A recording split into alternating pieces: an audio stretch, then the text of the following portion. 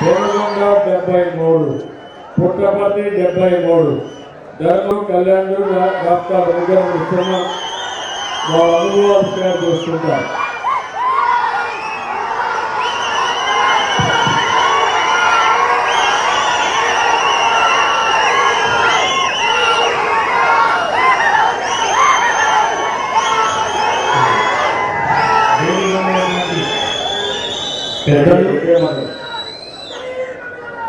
మాజీ ముఖ్యమంత్రి తెలుగుదేశం పార్టీ జాతీయ అధ్యక్షుడు నారా చంద్రబాబు నాయుడు గారికి, అలాగే యువత రాజకీయాలకు రావాలని చెప్పేసి యువకుడైనటువంటి నన్ను, సామాన్య కార్యకర్తలైన నన్ను పార్టీ నియోజకవర్గ ఇన్ఛార్జిగా నియమించే దాంట్లో ఎనలేని కృషి చేసినటువంటి నారా లోకేష్ గారికి, అలాగే తెలుగుదేశం పార్టీ రాష్ట్ర అధ్యక్షుడు అచ్చెన్నాయుడు గారికి, అలాగే కడప జిల్లా అందరి నాయకులకు ప్రతి ఒక్కరికి పేరు పేరున మనస్ఫూర్తిగా శిరస్సు నుంచి చేస్తాను. 2019లో తెలుగుదేశం పార్టీ మనం ఘోరంగా ఓటమి చెందిన తర్వాత 2020 సంవత్సరంలో యువత రాజకీయాలకు రావాలని చెప్పేసి నన్ను 2020 సంవత్సరంలో ప్రొద్దుటూరు నియోజకవర్గ ఇన్ఛార్జిగా మన నారా చంద్రబాబు నాయుడు గారు నన్ను నియమించడం జరిగింది. ఆ రోజు నుంచి ఈ రోజు వరకు కడప జిల్లా అందరూ ఏదో వైఎస్ జగన్మోహన్ రెడ్డి గారి సొంత జిల్లా, ఈ జిల్లాలో తెలుగుదేశం పార్టీ జెండానే లేదు, జెండానే ఎగరనేమని ఎంతో మంది ఎన్నో రకాల అయినా కూడా ధైర్యంగా ఎన్ని కేసులు పెట్టినా, మా పైన తప్పు కేసులు పెట్టి జైల్లో పెట్టినా కూడా తెలుగుదేశం జెండాను ఎగిరిస్తాం, తెలుగుదేశం జెండా మా ప్రాణం అని చెప్పేసి తెలుగుదేశం పార్టీ ప్రతి ఒక్క నాయకులు కార్యకర్తలు అహర్నిశలో కష్టపడి పార్టీ గెలుపు కోసం పనిచేస్తున్నాం. అలాగే కరోనా వచ్చిన టైంలో నేను కొత్తగా తెలుగుదేశం పార్టీ ఇన్ఛార్జిగా నియమించబడ్డాను. తర్వాత కరోనా స్లోడౌన్ అయిపోయిన తర్వాత, లాక్డౌన్ అయిపోయిన తర్వాత పార్టీ పిలుపునిచ్చిన ప్రతి ఒక్క కార్యక్రమాన్ని, ఎందుకంటే పార్టీ అనేది తెలుగుదేశం పార్టీ మనకు కన్న తల్లి లాంటిది. అలాంటి పార్టీ నుంచి మనకు ఆదేశాలు వస్తే కనుక తూచా తప్పకుండా ప్రతి ఒక్క కార్యక్రమాన్ని మనం చేయాలని చెప్పేసి నాయకుల కార్యకర్తలు అందరం కలిసి ప్రతి ఒక్క కార్యక్రమాన్ని చేసినాం.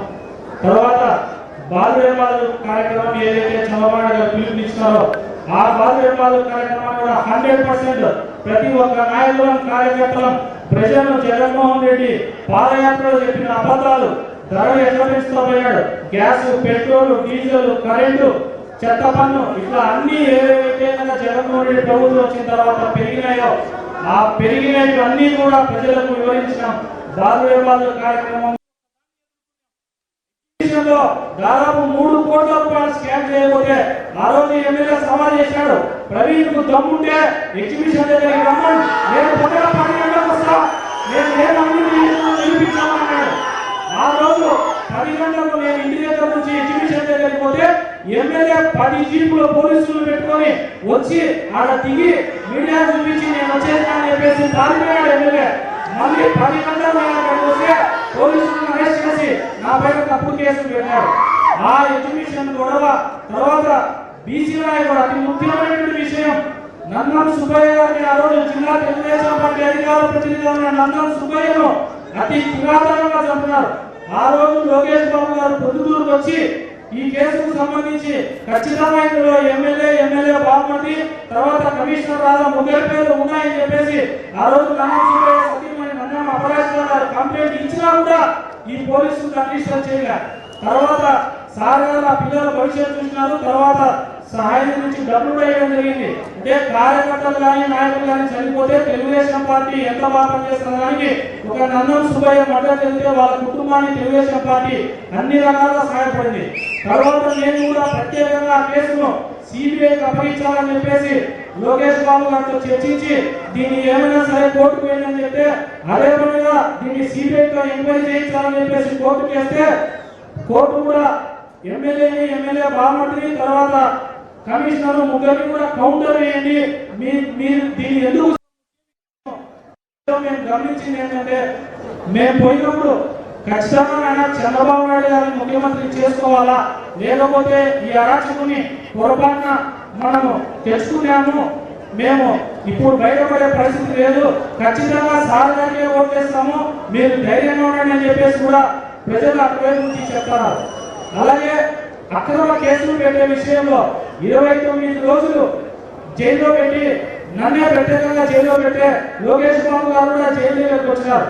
ఆ రోజు కోవిడ్ పీరియడ్ సభ్యుడు శ్రీనివాస్ రెడ్డి అన్న కానీ, ఉత్తమ్ నరసింహారెడ్డి అన్న కానీ, సుధాకర్ యాదవ్ అన్న కానీ, తర్వాత రామగోపాల్ రెడ్డి అన్న, సోమిరెడ్డి అన్న, అమర్నాథ్ రెడ్డి అందరూ జిల్లా నాయకులు కూడా ఆ రోజు ఎంతో ఇది చేసినారు.